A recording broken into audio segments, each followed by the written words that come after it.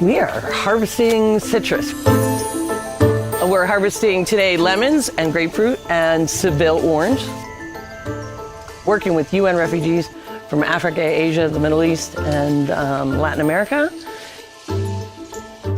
Usually the one below, you don't find fruits because the owners usually eat the ones below. Then the ones higher is the one we get because usually it's hard for the owners to pick from the bottom, from the top. So Ishkashita means working cooperatively together, which is a local organization working in southern Arizona to really capture the backyard bounty that is so often overlooked, not only in southern Arizona, but all across the US. In fact, with all the calculations of food waste, backyard garden, and backyard edible trees have not been calculated as part of that food waste. So this is our sign-in sheet. We need a volunteer waiver from you. And then right now we're harvesting about 5,000 pounds a week. That goes to organizations that are also providing food to the community. So food banks, soup kitchens, shelters, and schools. Then we also work with Market on the Move that brings out the food out to rural areas, and the Pascua Yaqui tribe and the San Carlos Apache bring the food to them on the reservation from Ishkashita. One of the things I do is put up some of the asylum seekers. So Richard, who's harvesting with us today, has lived with me now for 7 months, almost 8.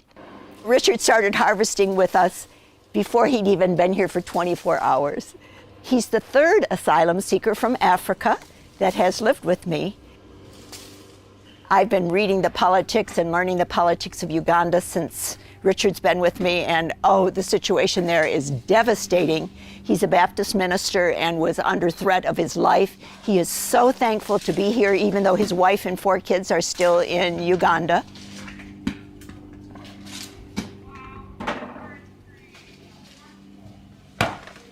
So many people have citrus trees and they just don't begin to use it all. You can't use all the grapefruit from a grapefruit tree or lemons and so it just would go to waste. And so food waste and then the refugee needs in the community. And to put those together into a project I thought was amazingly creative. We want to encourage people to use the food that's growing here. We've invested decades worth of water, land, and love into these trees. There's a tree at St. Mary's about to turn 100. There's a tree at the Tucson Botanical Gardens, which we work with, is about to reach 100 years old.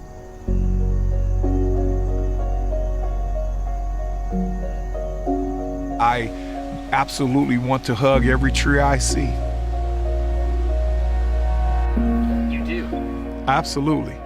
I want to hug a tree. I want to make sure that I'm giving the proper homage to good Mother Earth. A tree cools our environment.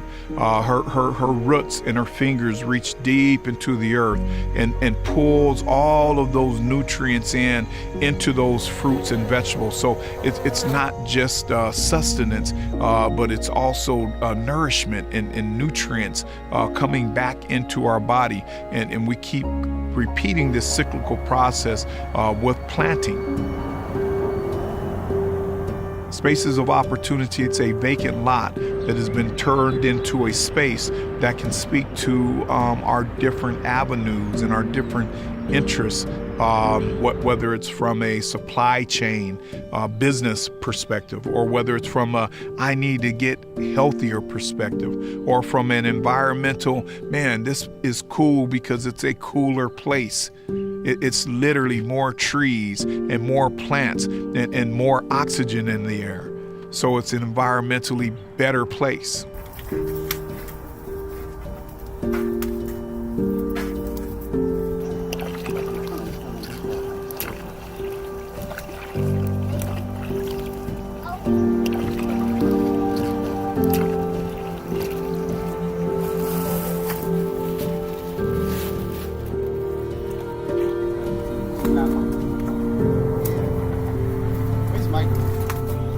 Where you put the ball?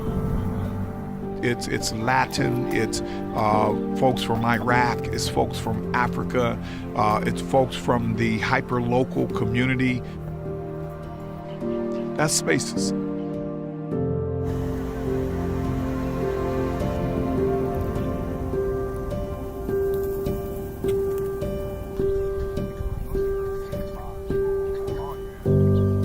And if you plant this in your yard, they're so invasive. However, this is just a fully blown castor bean. Okay. Right? And she's. Did I plant here? Yes, I plant here every week. I'm one of the farmers. I not only planted seed here, but I constantly go out and galvanize and mobilize as my role, my niche, maybe even my special purpose. I go out and I constantly plant and bring people into this conversation, and then they put even more seeds of change into the ground. I love these analogies. And so, yes, I plant here in more ways than one. I want to make sure that not only are we taking care of Mother Earth, but it's the people, though. Part of what we're doing here is called the Resiliency Project. We're working with a group called Trees Matter. I've heard Darren's tree story about growing up and picking citrus as a kid. I was a tree climber. I loved climbing trees, and I think and I hope that our current generation has that opportunity too, to connect to our trees. And so green spaces in general, you have spaces potentially for the public, but definitely areas that help cool the area. You know, it's cooling the ground throughout the day and providing that shade, while also, you know, when there is stormwater, it helps reduce the amount of runoff. And then with pollution, it helps keep dust down. It helps take out carbon from the air, which is really important, especially with climate change.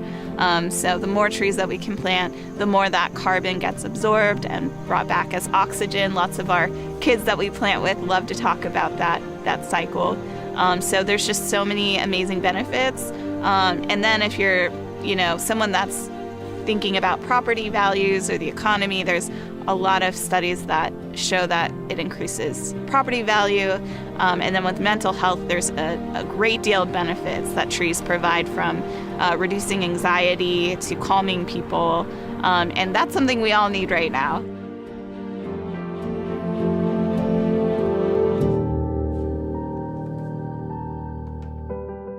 Dear future me, you have a gift, one you need to share. You're a great chef, but your passion is about more than cooking.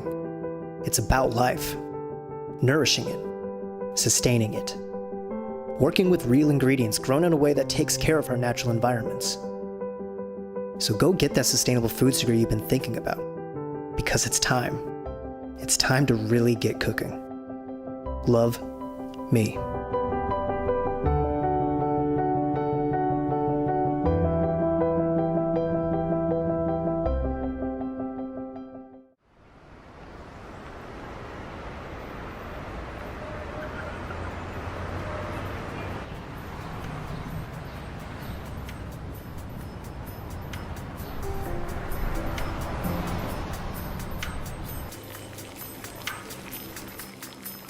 Where we're walking at right here would be where the new build is going to be.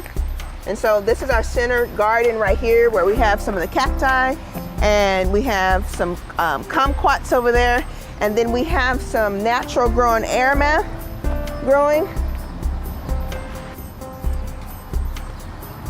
and radishes. Oh, beautiful, huh? So we're raising money currently in order to pay for the plan to be put in place, and which includes the new build in that plan over there as well. Okay. All right. All right. I grew up in Los Angeles, and at an early age, my parents became addicted to narcotics, crack cocaine, which landed us on Skid Row, downtown Los Angeles, where we were living in those haunted hotels and on the streets. and we didn't have food, shelter, and financial security. And so as I got older, I noticed that it was generational within my family, and it was something that I didn't want for myself. And so we decided to look for ways to help our family, one, but also help our community members so they wouldn't experience food, housing, and financial insecurities. From my side, I grew up in Chester, Pennsylvania, and while we were young, my mother was a victim of domestic violence, and so it caused us to lose housing temporarily, spend some time in a shelter for battered women. And so as I grew older, that was something that always stuck with me, and so I always told myself that whenever I bought a house, I never wanted to sell it. I always wanted to try and do something for either single women with parents or battered women or disabled veterans, because I'm also a veteran and also disabled. The heat island effect is very high over there because of the lack of trees. It's hard spaces, and so we wanted to be able to plant a space, create a space where our clients over there can eat from the trees, have shade, have shelter, save money on their energy bills, save money on their food bills. And so we believe as we plant more trees, we can cool down this desert right here. I think one of the most important things you can do in life is define what your purpose is. It took me 43 years to be able to take something that traumatized me as a young child and turn it into an advantage, not only for me, not only for my wife, not only for my children, my family, my community, and people in general. That's indescribable.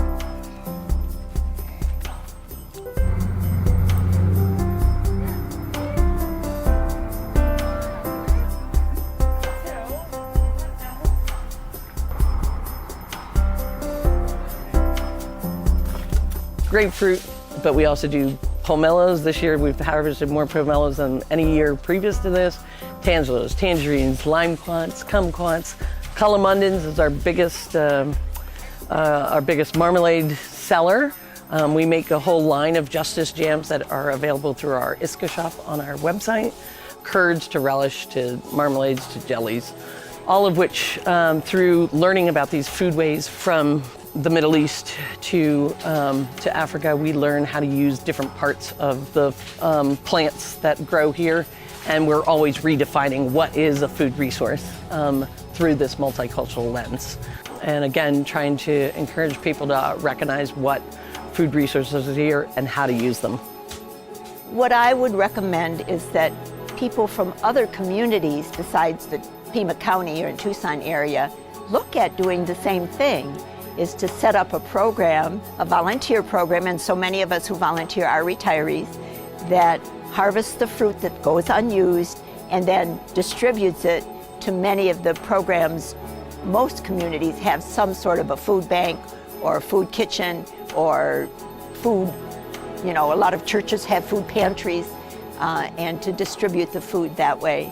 And like I know Barbara told you, it isn't just citrus, although it's citrus season now, but we harvest year round.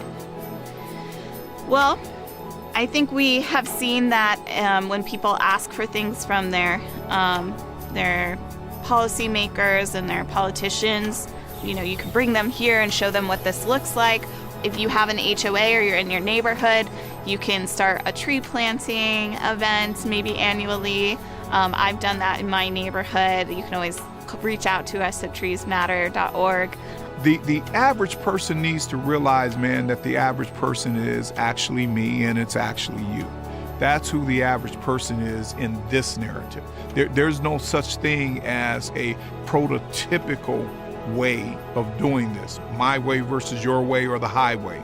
Man, this is an open, beautiful narrative, again, that can be very inclusive of what you can bring to the table.